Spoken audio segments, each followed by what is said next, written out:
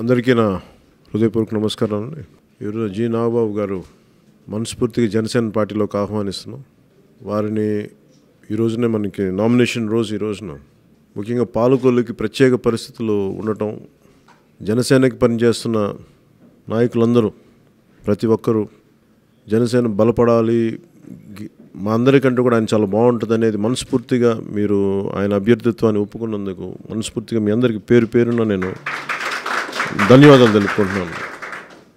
నేను చాలా అరుదుగా పాలిటిక్స్లో జరుగుద్ది, చాలా చాలా అరుదుగా. ఇందాక నేను నాగబాబు గారితో మాట్లాడుతున్నప్పుడు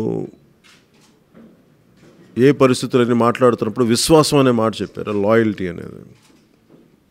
జనసేన నేను ప్రారంభించినప్పుడు విశ్వసనీయత అనేది రాజకీయాల్లో వ్యక్తులు కోల్పోతే రాజకీయాలు అస్తవ్యస్తంగా తయారవుతాయి. మరి అలాంటి వ్యక్తులు పాలనా వ్యవస్థకి వెళ్తే ఇంకా మీరు పరిస్థితి ఊహించుకోవచ్చు. అలాంటి పరిస్థితుల్లో నమ్మకాన్ని కోల్పోతున్న సమయంలో ఆయన పడ్డ బాధను చూసి, నాగబాబు గారి పడ్డ బాధ వేదన సంబంధంలో అసలు పోటీ చేయాల్సిన మా నాయకులకే కదిలించినాయి. సో వారు సహృదయత ఇక్కడ తీసుకురావటం, నేను ఆయనతో మాట్లాడిన తర్వాత మనస్ఫూర్తిగా జనసేన పార్టీ తరపు నుంచి వారిని పాలకుల అభ్యర్థిగా మేము ప్రకటిస్తున్నాం. ఇది అలాగే చాలామంది ఆయనకి సపోర్ట్ చేసిన జెడ్పీటీసీ మెంబర్స్ అందరూ ఉన్నారు, మిగతా ఎంపీటీసీ మెంబర్స్ అని మనస్ఫూర్తిగా మీ అందరికీ ధన్యవాదాలు తెలుపుకుంటున్నాను.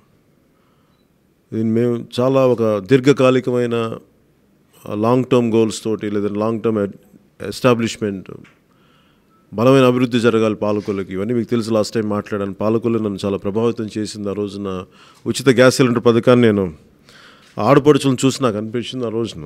సో మనస్ఫూర్తి నాకు పాలకొల్లు మీ అందరికీ తెలిసింది, మా కుటుంబానికి చాలా అత్యంత హృదయానికి దగ్గరున్న ప్రదేశం అది అన్ని రకాలుగా.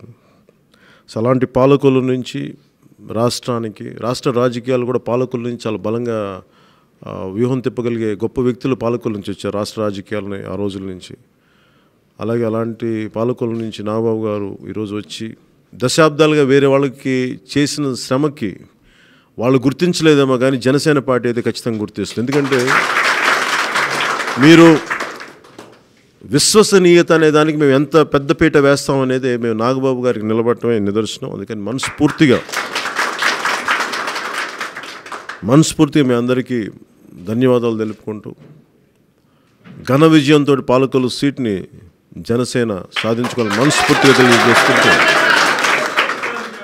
అంటే ఇలా దెబ్బ కొడితే తిరిగి దెబ్బ ఎలా పడుతుందో తెలియజేయండి. Thank you. జై హింద్.